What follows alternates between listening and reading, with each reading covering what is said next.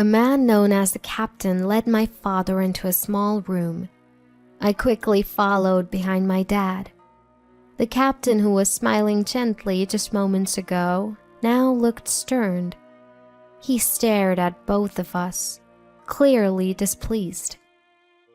His voice was deep and intimidating. "You folks don't belong in first class. It lowers the standard. Please leave. This is my final warning.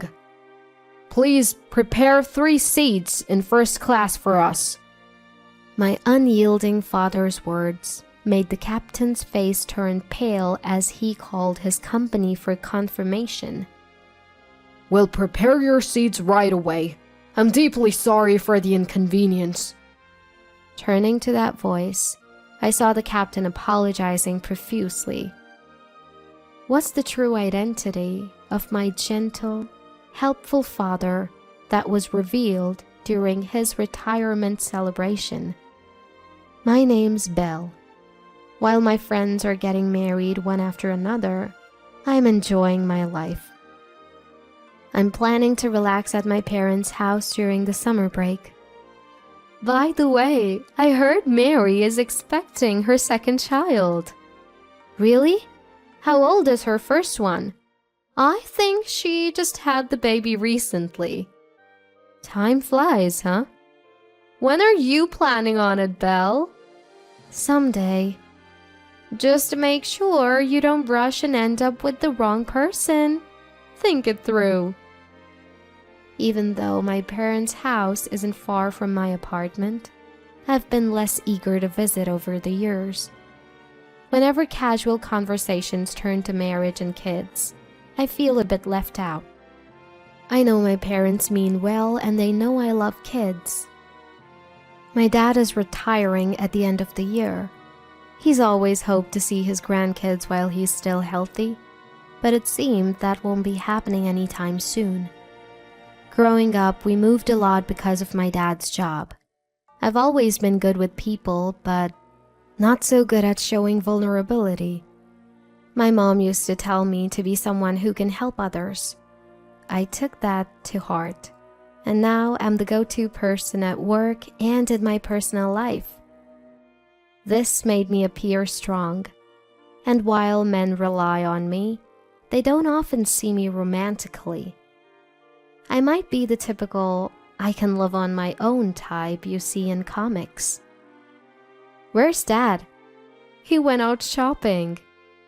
Isn't it a bit late for shopping? You know, Dad, he's probably helping someone out again. Didn't he save a drowning kid once? Yes, I was so worried then. He said he was going shopping and didn't come back for a while. That's scary. Was the kid from our neighborhood? I don't know. I only heard about it from your dad. I see. I hope you find someone like your dad, Belle. Someone who can help others in a pinch. Sure, Mom. When Dad comes back, I've decided to make a special proposal to show my gratitude. I'm back. You're late. Hey, Belle. Welcome back. Thanks. Where did you go shopping? Dad walked in from the entrance with bags from the local supermarket. It's only a 10-minute drive to the supermarket. It seemed like he took a bit too long for such a short trip. As soon as my mother saw my father, she headed to the kitchen to reheat the prepared meal. I stood up to set the table when my father's cell phone rang. Hello? While on the call, my father discreetly stepped out of the living room. I felt something was off about his behavior, but since my mother didn't seem concerned, I brushed it off. After the call, the 3 of us sat down for dinner, and I brought up a topic. How about we all go on a trip to celebrate your retirement, Dad? I've got some brochures. I put down my fork and pulled out several brochures from my bag. I'm not making a ton of money, so we'll have to stick to places I can afford, but let it be my gift to you. I had started saving a few years ago. thinking I'd use it for either my wedding or my father's retirement. Thanks to that, I had several options, both domestic and international. Thanks, Belle. Let's take a look later. Ever since I started working, my respect and gratitude for my parents grew. I understood the challenges of raising a child without any financial struggles, especially after hearing stories from my friends who were parents. I just hoped my parents could feel a fraction of the gratitude I felt for them. I've always wanted to visit Europe. That sounds great, but can you get the time off, Belle? I'll have to plan it out, but I think my colleagues will understand. If we can take a longer break, maybe we can go abroad. Otherwise, a short domestic trip would be fine. Don't worry about me. Let's go wherever you want, Dad. After dinner, we looked through the brochures discussing potential destinations. Every place looked so appealing, with beautiful sceneries and delicious food. This looks delicious, right? Look at this one too. You two are all about the food, huh? We laughed and debated, eventually narrowing down our choices to about 5 destinations before deciding to sleep on it. The next day after lunch, as we were enjoying our coffee, my father received another phone call. He answered with a "Hello?" and stepped into the hallway. Has Dad been getting a lot of calls lately? Maybe more recently. He's retiring, so maybe it's work-related. Don't you ever ask who's calling? I don't pry into such things. Don't you get curious? We're not newlyweds. At our age, I don't get upset over a phone call. Is that how it is? That's how it is.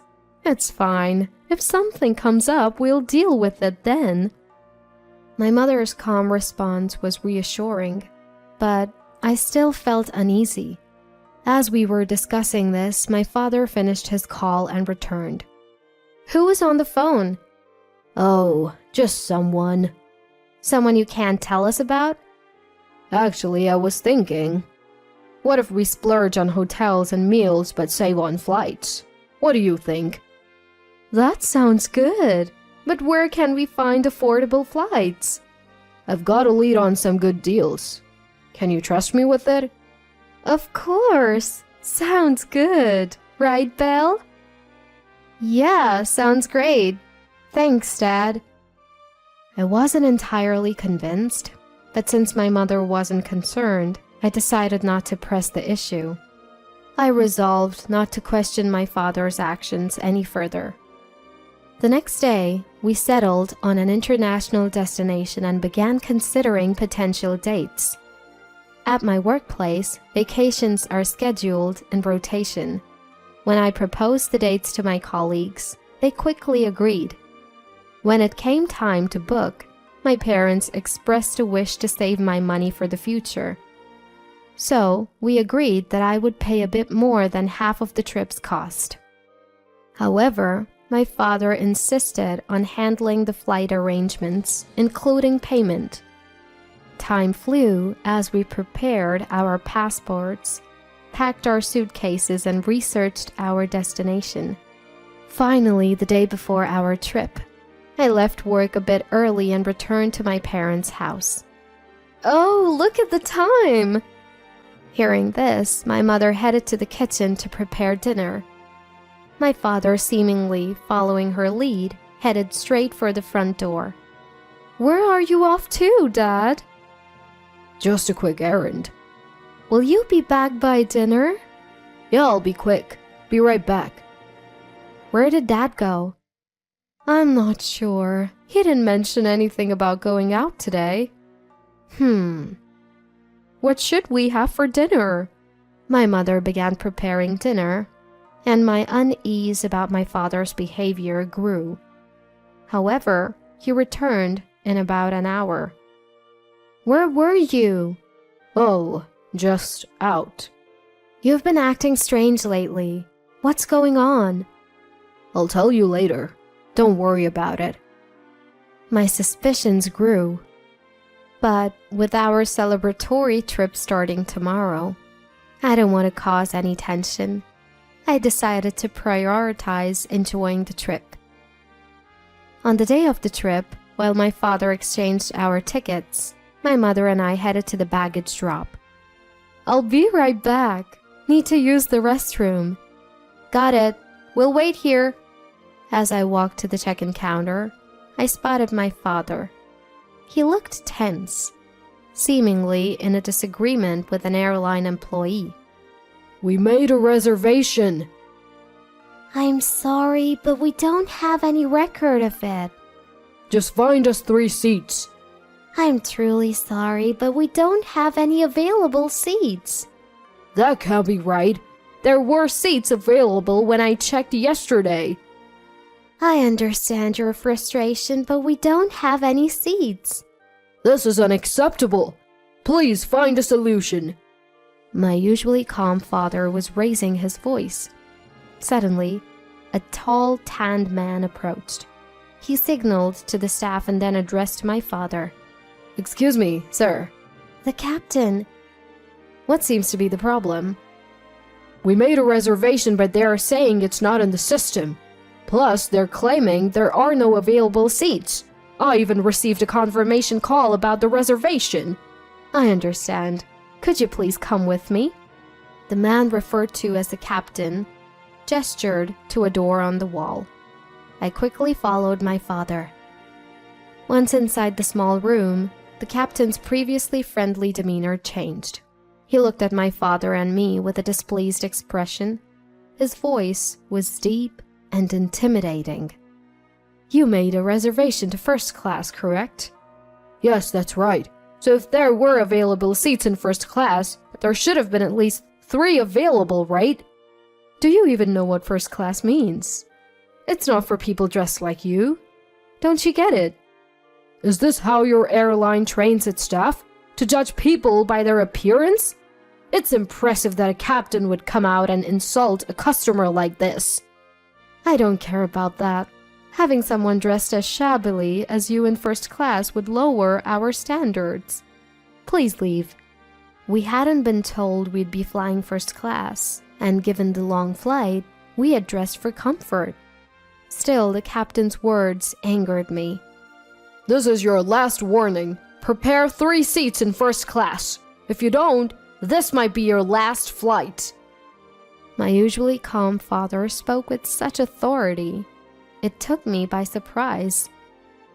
The captain looked equally shocked, as if thinking, "What is this guy talking about?" "I'll be in charge of personnel decisions for this airline starting next year, so I'll be the one deciding your fate." "That's impossible." "If you don't believe me, check with your boss. My name is Wilson David." With such confidence in my father's voice, the captain began making a phone call. As he spoke, his face turned pale. "I deeply apologize, Mr. Wilson David. We'll prepare your first-class seats right away." "Good. Make sure you do. And about the personnel matter you mentioned earlier. Come on, Belle, let's go." I'm truly sorry." As my father walked back to me, the captain called out to him with a loud voice. When my father turned around, the captain was deeply apologizing. "I assure you this isn't our usual behavior." "Usually different, huh? Seems like you've been hiding your true nature. Anyway, thanks for arranging the seats." With that, my father patted my shoulder and headed to the boarding gate. While waiting for the plane, my father explained everything. Years ago, he had saved a child from drowning in a river. That child's father turned out to be the CEO of this airline. They had maintained a casual relationship since, exchanging Christmas cards and occasional gifts. One day, the CEO called my father. He had been diagnosed with a terminal illness. His son was already working, but he wanted someone trustworthy by his side. That's when he thought of my father. My father, who had once rushed to to save a stranger's child, had some knowledge of the aviation industry, which made him a suitable choice. After some contemplation, my father accepted the offer. His recent phone calls and outings were to discuss the transition with the CEO and his son. In the end, the captain, who had deeply apologized, was reportedly let go after our flight. When I reported the captain's situation to the president's son and asked the current personnel department to interview the captain's surroundings, I found that he got angry with his colleagues and juniors and harassed customers he didn't like. It was discovered that he had been doing this. After hearing from colleagues and subordinates about his behavior, the CEO was furious and decided to fire him. Our family celebrated both my father's retirement and his new high-ranking position by enjoying the best trip ever. After returning, my father seemed even more involved in his work than before. Hearing about it from my mother, I realized that the role of HR might be very fulfilling for my father, who loves helping others. Witnessing the connections my father made by prioritizing others over himself, I decided to live my life in a similar manner.